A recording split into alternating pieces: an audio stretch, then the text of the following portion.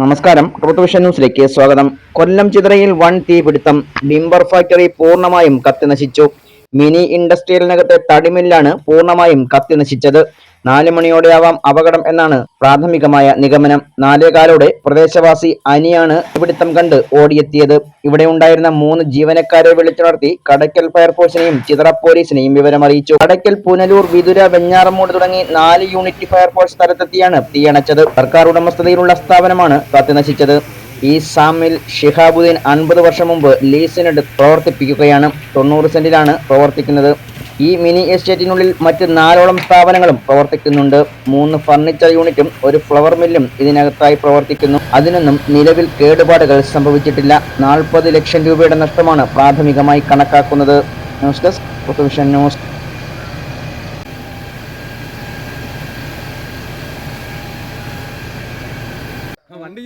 കടക്കലത്തെ ഗ്രേഡ് അയച്ച കൃഷ്ണനാണ്. ഞങ്ങൾക്കാണ് ഫസ്റ്റ് ഗോൾ കിട്ടുന്നത്. ഞങ്ങളാണ് ഇവിടെ ആദ്യം വന്നത്. ഞങ്ങളിവിടെ വരുത്തുമ്പോൾ ഒരു ഭീമാകാരമായ തീ ഗോളം മാത്രമാണ് കണ്ടുകൊണ്ടിരുന്നത്.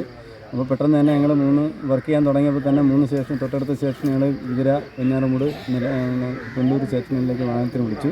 അതിനുശേഷം നമ്മൾ വർക്ക് ചെയ്ത് അവരും വന്ന് എല്ലാവരും കൂടെ വർക്ക് ചെയ്താണ് തീ കൺട്രോൾ ആക്കിയത്. ഏകദേശം ഒരു 3 മണിക്കെങ്കിലും തീ പിടിച്ചിട്ടുണ്ടാകും. പക്ഷേ നമ്മളെ അറിയിക്കാൻ വൈകിയതുകൊണ്ടാണ് ഇത്രയും വഷളായത്. ഇപ്പം ഇവിടെ ജീവനക്കാരോ ആരും തന്നെ ഉണ്ടായിരുന്നില്ല. പിന്നെ തൊട്ടടുത്ത വീട്ടുകാരെന്തോ ആവശ്യത്തിന് 4 മണിക്കെന്തോ പുറത്തിറങ്ങിയപ്പോൾ തീ കണ്ടാണ് അവരാണ് വിളിച്ചിട്ടുള്ളത്. എന്തായാലും ഇത് ജോലിക്കാരോ അല്ലെങ്കിൽ ഒരു ശ്രദ്ധിക്കപ്പെടാതിരുന്നത് കൊണ്ടാണ് ഇത്രയും ഒരു നഷ്ടം ഉണ്ടായിട്ടുള്ളത്. 10-25 ലക്ഷം രൂപ നഷ്ടം എന്തായാലും വന്നിട്ടുണ്ടാവും.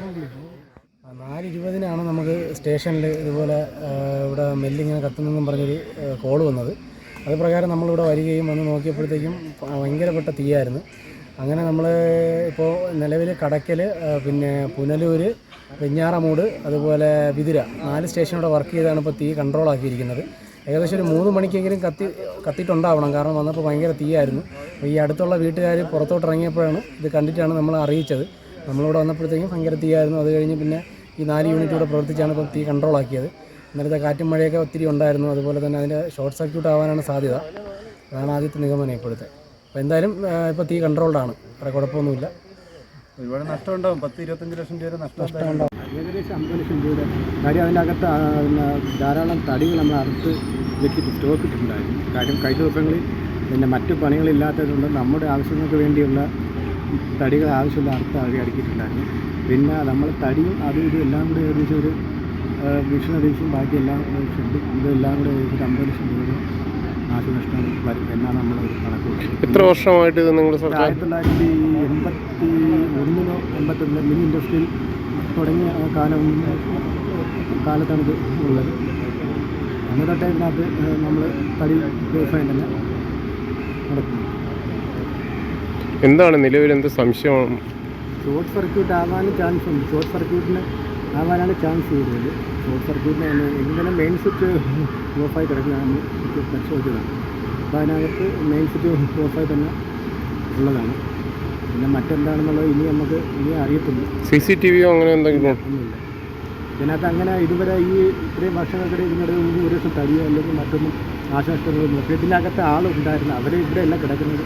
അവരിവിടെ റൂമുകളിൽ ഇന്നലെ മഴ പെയ്തത് കാരണം എല്ലാവരും പിന്നെ പൊതുവെ ചൂടായിരുന്നു. ഇന്നലെ വലിയ ചൂടൊന്നുമില്ല, നല്ല സുഖമായി ഇറങ്ങി നടക്കുന്ന സംഭവം. ഇതാണ് ഇതിൻ്റെ ഇപ്പോഴത്തെ ഒരു എന്ന് പറയുന്നത്. 4 മണിയോടുകൂടിയാണ് ഇവരിത് അറിയുന്നത്. അറിഞ്ഞ ഉടനെ തന്നെ അവരൊക്കെ വിളിച്ചു. കടയ്ക്കുന്ന ഫയർഫോഴ്സ് വന്നു 4:00 എത്തിച്ചേർന്നു. ഇവിടെ വന്ന് കാണുമ്പോൾ വളരെ വേദനാജനകമായ ഒരു രംഗമാണ് കാണുന്നത്. തീ ആളിൽ പടർന്നു. പക്ഷേ മനുഷ്യ സഹായം ചെയ്യാൻ കഴിയുന്ന കാര്യങ്ങളൊക്കെ നോക്കിയെങ്കിലും തടികളൊന്നും പറക്കി മാറ്റുന്നതിന് മറ്റൊന്നും കഴിഞ്ഞില്ല. അതിനുശേഷമാണ് വിതുരയിൽ നിന്നും പുനലൂരിൽ നിന്നും അവിടെ നിന്നും എല്ലാം ഫയർഫോഴ്സ് വന്നതും. വളരെ സാഹസികമായിട്ടാണ് അവരുടെ പണികളൊക്കെ നടത്തിയിരുന്നത്.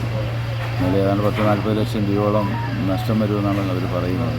ക്ലോസ് സർക്യൂട്ടാണ് കാരണം. ഇന്നലെ നല്ല മഴയായിരുന്നുകൊണ്ട് കൂടുതൽ ഭാഗങ്ങളിലേക്ക് അത് വ്യാപിക്കാതിരിക്കുന്നതിനുള്ള ശ്രമം ഫയർഫോഴ്സുകാർക്കും ചെയ്തു. നാട്ടുകാരുടെ ഒക്കെ വളരെ ശ്രമഫലമായിട്ടാണ് ഇത്തരം തീ അണയ്ക്കാൻ ഇപ്പോൾ കഴിഞ്ഞിട്ടുള്ളത്.